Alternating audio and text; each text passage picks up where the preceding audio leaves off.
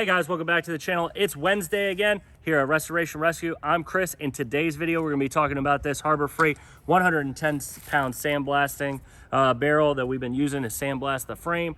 And we're gonna be sandblasting some more stuff. So make sure you stick around and we have a review for you today.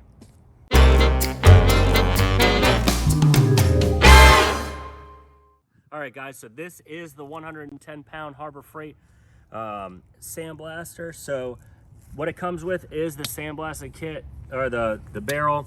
You get your tube, you get a couple you get a little bit of plumber's tape so you can tape up some of the stuff up here, and you get a couple extra tips. We've already gone through one of the tips, but you get a couple more, and obviously this, and then you get a hood. So this hood, we decided not to use it. It's really thin.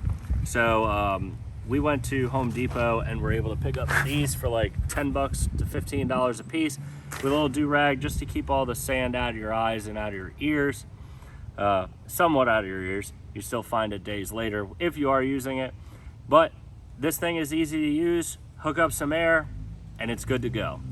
All right guys, so we're gonna go through how this thing works and how to get it set up so that we know what we're doing. So the first thing you need to do is get your media into it. So you're gonna loosen this up. There's a little black O-ring in here, so make sure that you that's there, because that's how it seals. So then you're going to take the handy dandy funnel that comes with it, jam it in there, and then you're going to dump your media in there. And then when you're done, obviously take that off, toss it off to the side any which way you want, doesn't matter. And then you're going to tighten this back up. Make sure you do it really tight to compress that little bit of O-ring, so that when you're doing it, you're not losing any air out the cap or any of your sand, because sand is expensive. So it was like $11 a bag of the stuff that we're using. So when you do start this thing, you do have to go out and get your own nipple for the air compressor, because it doesn't come with one. I used my own tape for it.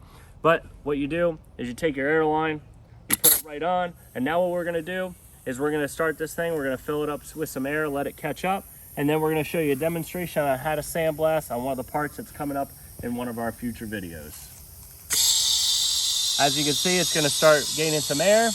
Let me put on my mask and whatnot so I don't eat the sand or get any sand in my eyes, because that's really important. You don't want to get sand in your eyes, because it can hurt your eyes, obviously, when anything goes in your eyes. So as you can hear, it's catching up a little bit with our big compressor. So let's put this on, let's start opening some valves, and let's start to sandblast.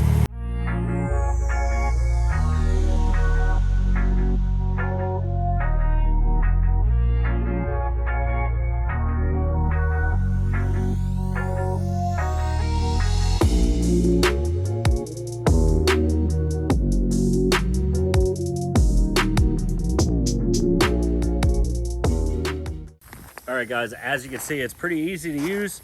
I mean, I'm no expert, but that was really simple. All you do is pretty much point and shoot. Make sure that you're sending enough air in and enough sand out. A couple of things that it has on it. It has this right here. When it gets too much air, when it's sitting, which will probably go off while we're talking, when it gets too much air versus sand in here, it's going to shoot off some of this air, the excess air. It also has a water drain, because obviously your air, as you can see right here, is shooting off some water. You get some water coming out of your air, and that's a water separator, which is good, because if it gets in the media, it's going to clog up the media and make sure that it makes it so it doesn't really come out too well. But it was really easy, very easy to put together as well.